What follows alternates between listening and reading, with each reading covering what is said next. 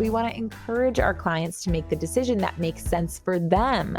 Shaming them with bonuses about to vanish scarcity is going to bring you clients who may feel regret or resentment or resistance if they do end up buying from that space. Buying isn't the end goal, right? The end goal is to deliver an incredible result or an incredible product to your client. So buying is kind of the midway of the process for a really great business.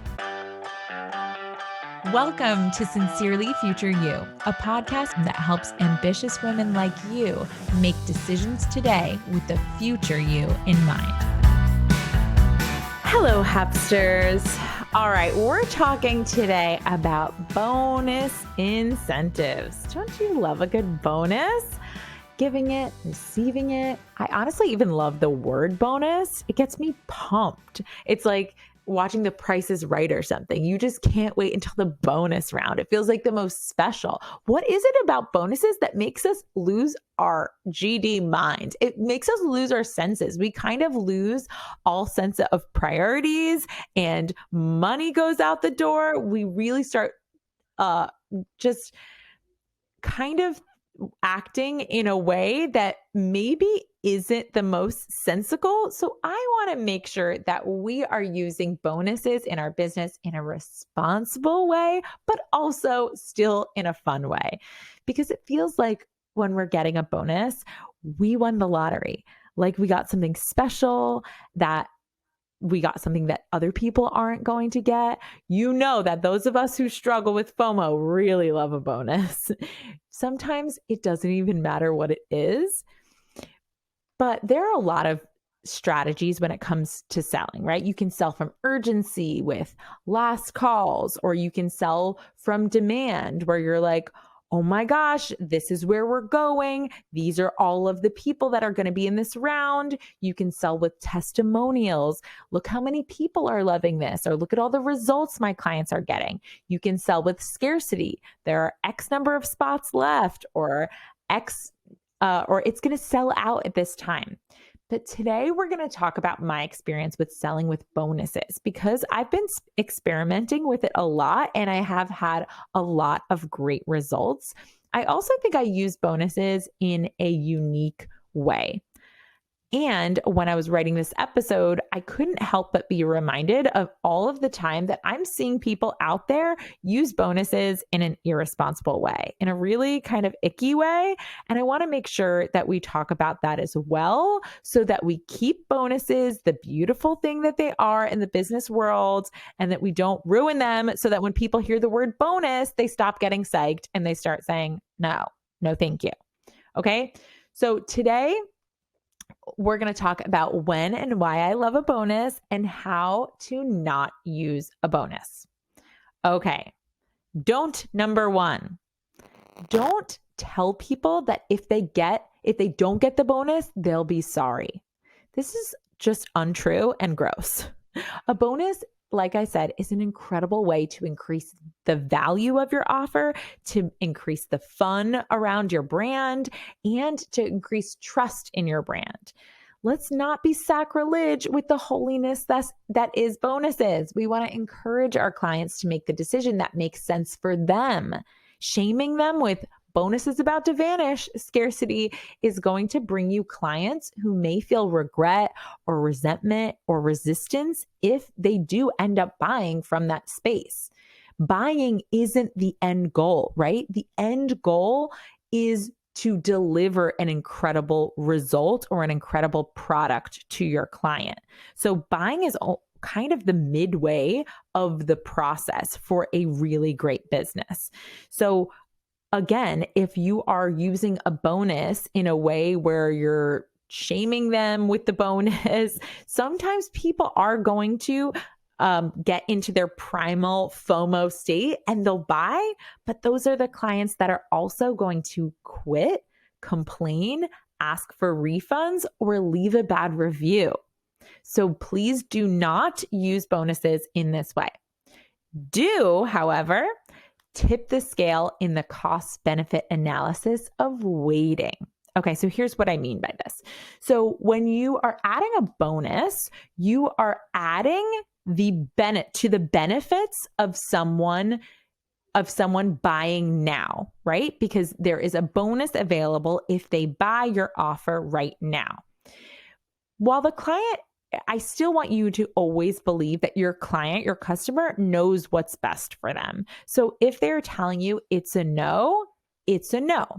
But our job is to just give them all of the information. So there are two schools of thought when it comes to overcoming objections. There is one that says you tell them, oh, I know you're saying it's a no, but here's why I disagree. And you, or in the most seasoned version of that school of thought says, don't get into an argument with them, but help present, okay, I see why you think that, and you poke holes in their objection.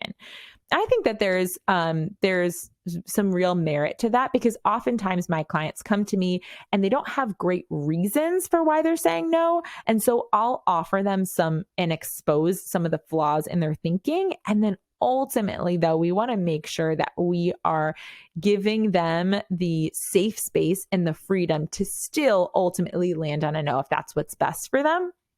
But when you're adding a bonus, you're saying, okay, my job is to help you do the math, to help give you all of the information about what your life will look like if you wait and to buy this offer, or what it will look like if you buy now.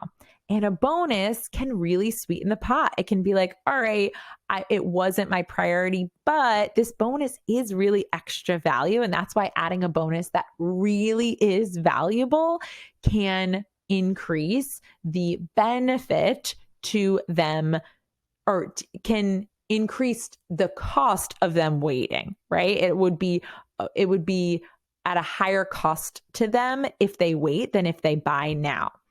So that is one of the ways that I love to add a bonus, to just say like, okay, just so you know, if you do right now. So currently, or my last round of happening sessions, I offered for the first time a 1-day live event mastermind portion midway through this round. It's my first live event that's coming with a round of happening sessions. And also on top of it, it's the first one that I am doing at no cost to the client. Upcoming rounds will have a fee attached to coming to this event that I'm not going to be taking completely out of my profits. So for those people who were deciding between this round or next round, I wanted them to know the math. I like to let my people know where I'm going and what is going to be the reality of buying in September. Because I think so far ahead about it, I'm able to let them know, hey, just so you know, I know that you're deciding and you're leaning towards waiting. This is what waiting is going to look like. Waiting will come at this cost. There is a bonus of joining right now. And then I say, and whatever you decide is great. September round is also going to be great, right? So make sure we're not gaslighting them. We're not putting any shame on them for waiting. We're just giving them all of the facts, and don't hold back there. We want to use a bonus to make sure that that there is a good reason for people to join now. Because of course, especially if you believe in your offer as deeply as I do, I just know that there really is a cost to your business to waiting to not have mind management. If that is something that you want, like, I just know that my business grows exponentially when I'm in with a coach, when that is my work, right? So think about those two ways, and I would err on the side of making sure you're raising the benefit of people purchasing now without shaming them. Number 2, don't offer a bonus that distracts or has nothing to do with the value of what they get from your main offer. Okay. I see people sometimes offering like random gifts or just things that have nothing to do with their brand and really kind of confuse your audience. This is something that you might do out of desperation, or because you are trying to to create some scarcity for them. You're like, oh, and there's a bonus and there's a bonus. I oftentimes see clothing companies do this. They'll be like, oh, and there's this bonus. If you do this, you also get a squeegee. And I'm like, what? Why the hell do I want a squeegee? So just be mindful that a bonus is still under the umbrella of your brand. So do create a bonus incentive that enhances the value of your offer. So for example, 3 rounds ago, I had never offered a bonus in my business ever. But I was like, you know what? I'm doing this launch. There's 1 week left. I had a goal I wanted to hit, and I didn't really love selling from scarcity, like 5 days left, 4 days left. I was like, what about a bonus? It's just fun. It's fresh, and it will only be available to those people who are buying during this time. And that is what caused me to create my workbook. I wish I had it next to me to show the YouTube watchers, but my workbook, you can see it. I have pictures of it on my Instagram over at Jess McKinley Wayno on Instagram. But I really, I created this bonus for fun, thinking, oh yeah, I could just whip up this workbook. I already have all of these like worksheets. I just need to put them together really pretty. And then I just went crazy. You guys, this workbook was probably 50 hours of my life. I didn't sleep for days, and in a good way. Like, I had so much fun putting this together. I was like, oh, as I was doing it, I was like, this is really good. And it's so funny because it really did enhance the offer. And now I have used that bonus that I created then, and I've rolled it in as something that all Hapsters get when they do enroll in happening sessions, and all of my one-on-one clients as well. They get this workbook, and it's just increased the value of my offer. And I want every time you create a bonus for it to just like bolster what your business and your brand stands for, what your offer is. It just gets better and better and better. Right now it's a bonus, but then it's going to be, maybe it gets rolled in, but then there's a new bonus, right? It's like, we don't need to necessarily swap things in and out. Sometimes we do, but a bonus can really enhance the value of your offer, and it should. Okay, don't and do number 3. Don't create a bonus incentive that eliminates the profit of your offer. So we do want to repurpose a value as a bonus. Okay, so let's talk about the don't first. When you are creating a bonus, the math needs to make sense. So make sure if you are creating a bonus that you're not like, oh, okay, people aren't buying, so let me just throw in, especially if you're a product-based business and you're like, let me throw in this other product with it too, but for the same price, make sure you're doing the math, because I've seen oftentimes people see their sales go up from this bonus. But what ends up happening is the more sales you make with this bonus attached, you're actually losing money. Okay. And I know for some of you who are more seasoned business owners, you're going to be like, duh. But I promise you, I'm not saying this because I enjoy the sound of my voice, even though I do. No, I'm just kidding. I am saying this because I watch people do it. And especially if you're in the beginning, listen, it happens to the best of us when we're just figuring business out in the beginning. Just make sure before you offer a business that if you're a bonus, rather, if you are offering a bonus that costs you money, that is a physical thing, or it's costing you a lot of time, that you have worked that time and money into the equation of your business. Do repurpose some value as a bonus. So for example, let's say you're doing a webinar and it was a really successful webinar and everybody is loving this webinar, the value of it, and you have a recording. Can you take the recording of this and repurpose it with maybe a 1-page questionnaire or a workbook for people, and then add it as a bonus to people who are signing on? Can you print physical copies of something that you only have digitally, for example? I know for me, I ended up purchasing 2K for 2K, which is a $2,000 program from my old coach, Stacy, because she was offering a bonus of the consultation code in physical form. I really value a book that I can hold in my hand. I really value like putting pen to paper, and I know my clients do as well. So while I do have all of, the worksheets that are in the workbook in the portal for people, I know that people just love and they do value the bonus of the physical thing.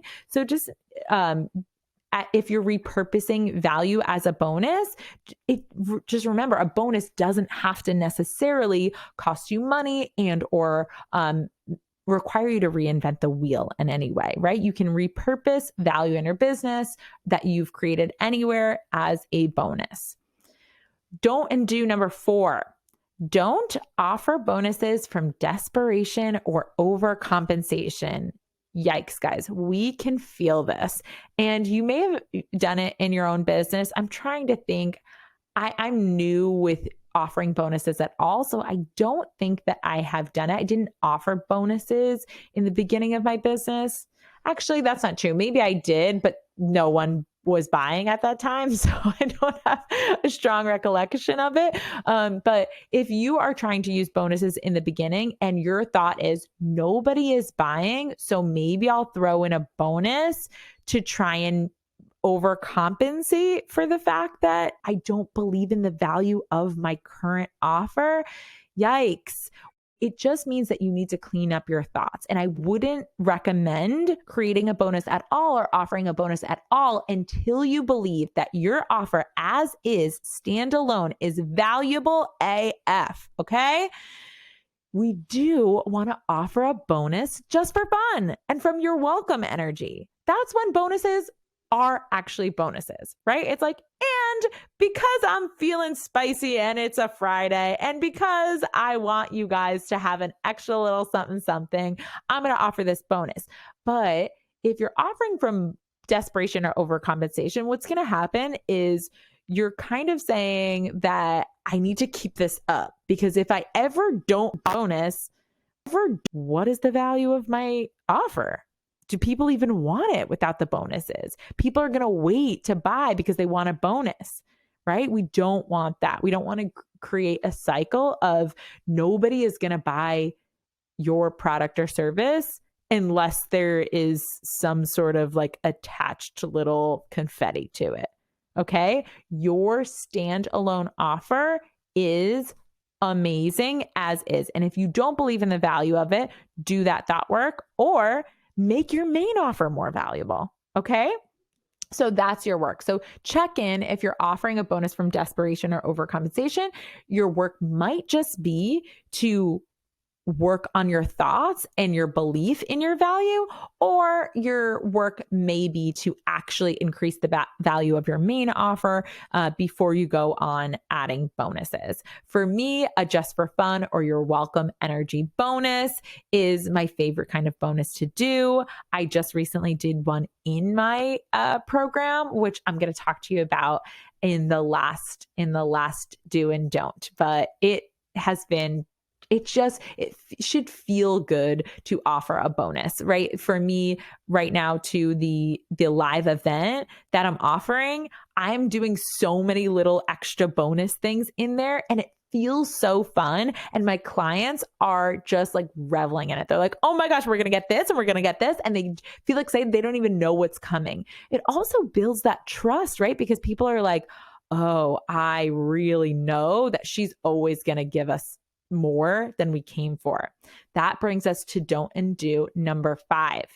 Don't go into debt or compromise your budget for bonuses. So similar to don't create a bonus that eliminates your profit, but this really is if you're in the beginning stages of your business and you don't yet have profit, your bonuses should be free.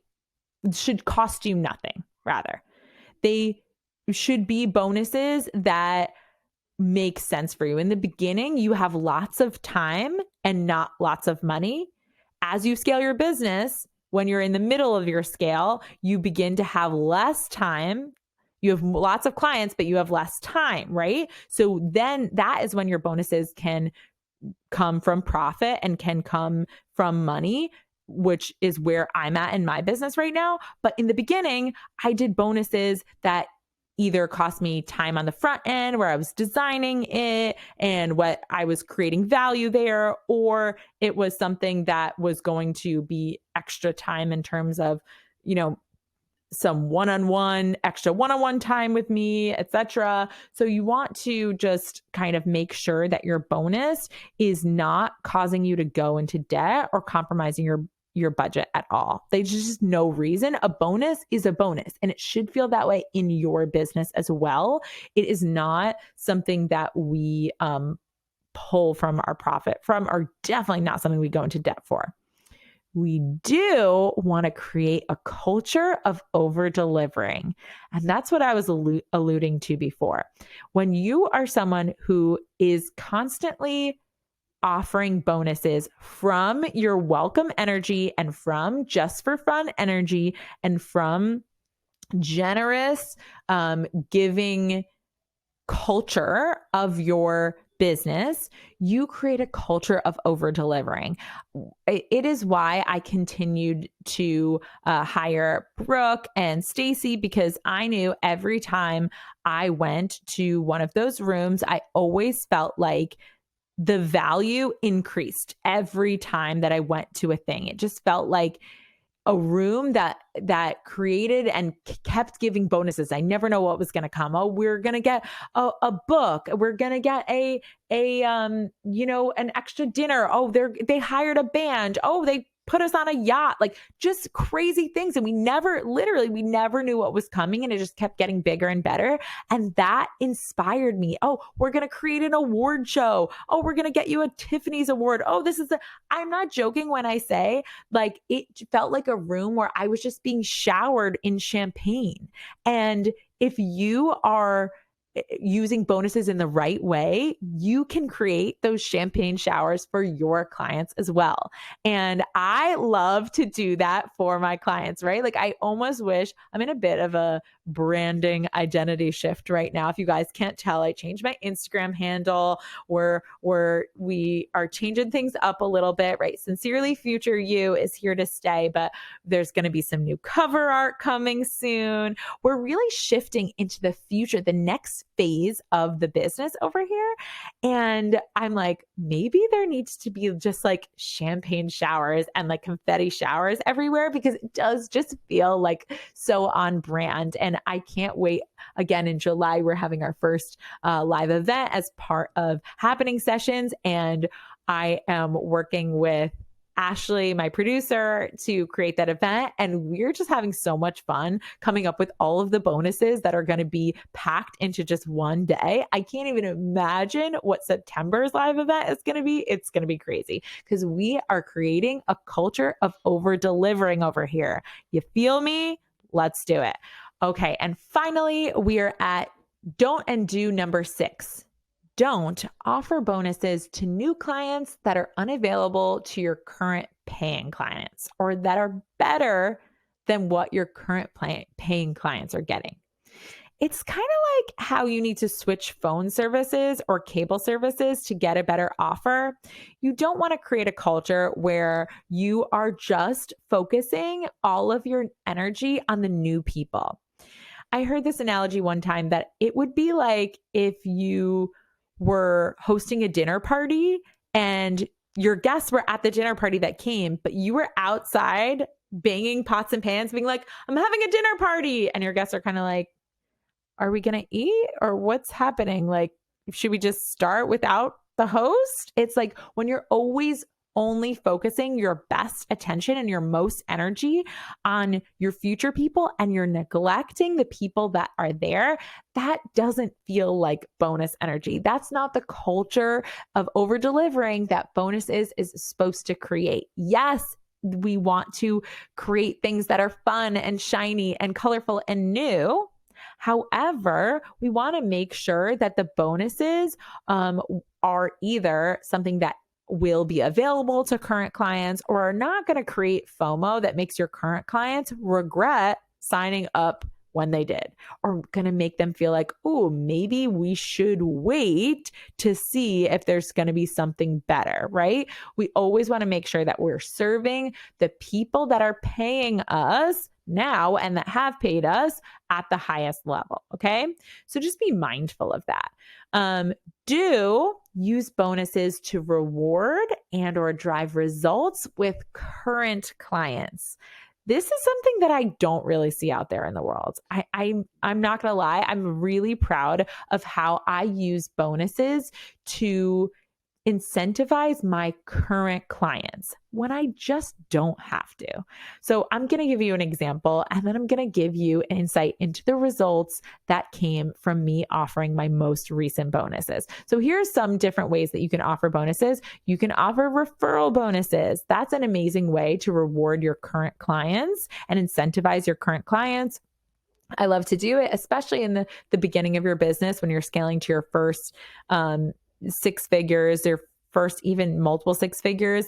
I still have a referral bonus. If people refer me a client and they book, I send them cash. I think that, there's lots of different ways, what your people will like the most. But I feel like everyone loves cash. I personally think it's the best and sometimes just the easiest bonus for people to know that people are going to be incentivized by that. So make sure you do it in a way where your clients feel like, hey, money is an energetic exchange and I want to pay you this money. So please refer me people and don't feel weird about it. Like people will be like, oh no, I love to refer you. You don't have to, right? A referral bonus is something that we want to be paying out. It means, and of course the math needs to make sense. Don't pay out a referral bonus. Don't do it if you have a high return or you're trying to figure out your refund rate, right? Make sure the math makes sense, as in you're not offering it to them when they say they're going to book until they've paid their full balance. Careful about like if someone signs up and they're on a payment plan and the bonus is going to exceed their first payment, you just don't know what's going to happen. So make sure that the referral bonus makes sense, but that's a fun way to reward your current clients. Now, let's talk about driving results with your current clients if you have a service-based business. So for me, I love to incentivize my clients to get the results that they came for. I'm like, okay, it's your responsibility to get the results.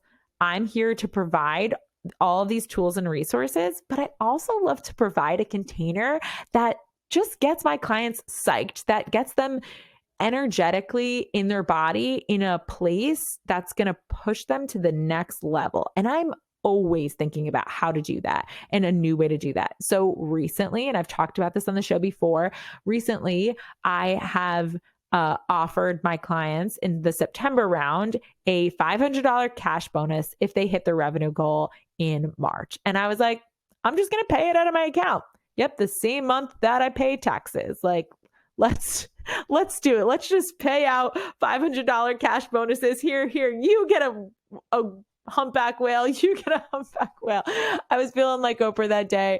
My husband's like, what are you doing? But here's what I will say happened. Some pretty freaking amazing things. First of all, I did the math. I understood, yes, this was going to come out of my profits, but I also understood that it wasn't going to put me in debt, that I could afford it, but also if all of my clients are suddenly able to hit an impossible goal, it's going to change them forever. It's going to build a client loyalty and it's going to build a trust in my program that is second to none.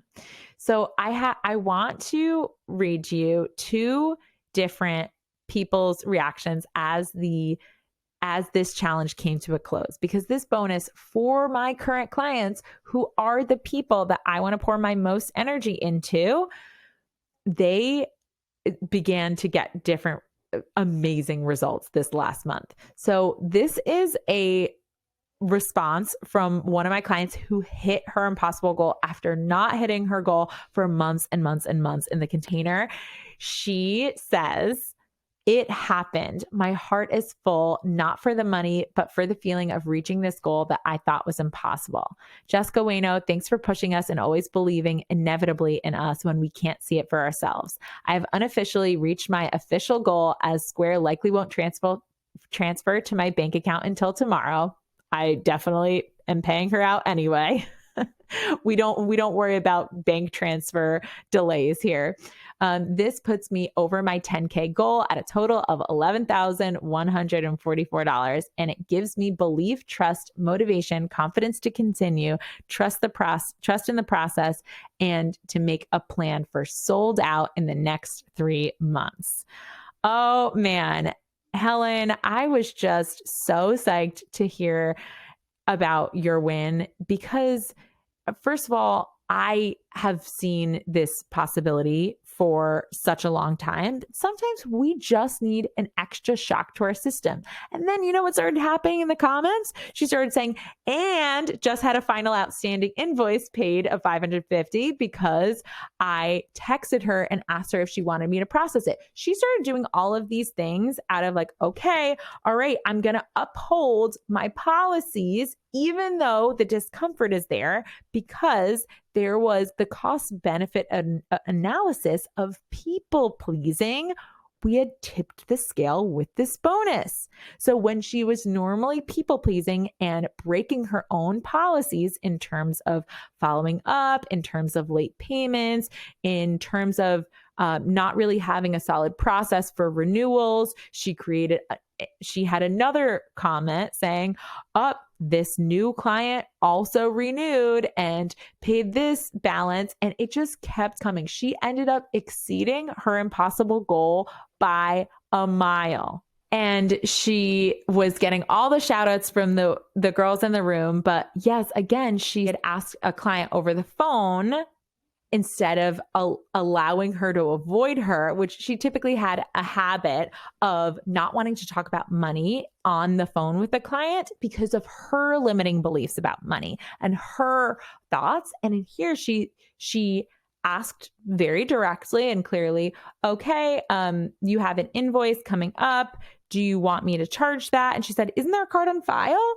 And again, the clients had no thoughts about this, but because of the challenge and this bonus incentive, she was able to push through a lot of her limiting beliefs, a lot of her people-pleasing tendencies, notice where she had thoughts that were completely her own that she'd been projecting onto her clients, and she created a lot of new policies. Finally, I want to leave you with this amazing excerpt from my client, Erica, who didn't end up hitting her goal, but she came really, really close. And this is kind of what I envisioned when I created this challenge, which is that it's never fully just about hitting your goal. I talk about that all the time on this show, right? The point of setting goals isn't just to hit them. It's who you become in the process of going all in on them. Erica said, I just ran my numbers. I knew I didn't make it. Final March number was 11,557. All in all, a great month, but not 15K. It's interesting because nearly half of this money was collected in the last week of the month. Pressure was on. I had a week off in the middle due to sick kids, and the numbers reflect that. The first 2 weeks, I thought I had no problem since we had around 8K expected, and we came so close the prior months. I thought this was a layup. That created complacency. I did take action every single week, posting in Facebook groups I know I get business from. I'm not usually as disciplined in this way. I was because of the challenge. By the 15th, I had a lot of scarcity thoughts, and I decided to run a 10% off discount with barely any bites. The people who got the discount would have paid full price anyway. New policy, we do not offer discounts throughout the year. I still like to do a gift card promotion for the holidays, right? So she just refined and honed her policy, knowing that this discount was being offered from scarcity, which is never where we make our good business decisions. In the last week, I also did a lot of authentic posts on my personal and business IG and Facebook pages. I never post. My admin does all of that. People were telling me how much they loved these posts. Lesson learned, more posting from the heart. Finally, I could have had the $15K if I enforced my own policy around cash collection. I let clients slide past the halfway points where I collect the second half of payment. Lesson: organizers need to communicate with her admin at halfway point for her to invoice. I need to not be scared to follow up. I learned last night that there was a miscommunication between that client and her husband, and she thought the check was in the mail, a $2K check. Had I followed up, I would have been that much closer. Jessica Waino, thank you for this opportunity and exercise. I had a lot of great realizations through it, and there are some great areas to button up policies and enforcement. Good news, I've already created around $11K expected for April, and this was posted less than a week into the month. Let's go. We'll miss you all in this group. Hope to see you in the September round, right? This was the very last thing that we did in the last September round. And I just want to offer you guys, listen, bonuses can be used for a lot of purposes, but you want to check in and ask yourself a couple of high quality questions before you employ them. Number one, am I offering this bonus from positive, beautiful, valuable energy, your welcome energy, generous energy, or am I offering it from scarcity, overcompensation, desperation? We want to be in the first bucket. That seems pretty obvious. Number two, does the math of my bonus make sense for my business? A bonus should be a bonus, not only for them, but for you and the profit of your business. Make sure it makes sense before you offer it. And number three, make sure if you're offering a bonus that it is we're not just offering bonuses to sell into your offer, but also to reward and to continue to create a culture of over delivering with your current clients, to reward your most loyal people. Don't forget about them just because they already buy from you. Statistically, your most valuable client is a repeat client. So if you are only thinking about the ones who are coming in the door, you are forgetting about your highest grossing, most valuable, most money-making client, but also the ones who you really want to stick around, the ones who value your value, okay? And that's your current and best clients. I hope you learned a lot about bonuses today, what to do, what not to do, and also just remember, this is my perspective. This is my experience. Take what resonates with you and discard the rest. I can't wait for the Hopsters to experience all of the bonuses that are coming their way. If you have not yet, and you're thinking about coaching with me, please set up a consult. Now is the perfect time as we are preparing. The next enrollment for Happening Sessions is June 5th. So we've got some time. This is the time for you to check it out. And if you haven't yet, make sure that you get registered for the next free monthly call, which is going to be on the second Tuesday of the month every Tuesday. The first one is going to be April 11th, but I believe at the time that you're hearing this, that one's passed. So the next one is going to be the second Tuesday of May. You can go and get registered at the link in my bio on Instagram at Jess McKinley Waino. That's JessMcKinleyUyeno, or you can check the show notes for that link. All right, you beautiful people, have a wonderful bonus-filled weekend. Hey, Hopsters. If you want to learn more about today's topic, head over to whatshappening.com/podcast. That's what's happening, whatshappening.com/podcast. If you're a business owner and you're resonating with what we talk about here, what are you even doing? Come hang out with me over where the party's at on Instagram at What's Happening WJess. Again, that's happy, HAPPYNING, and book a discovery call to see if coaching is your next best step.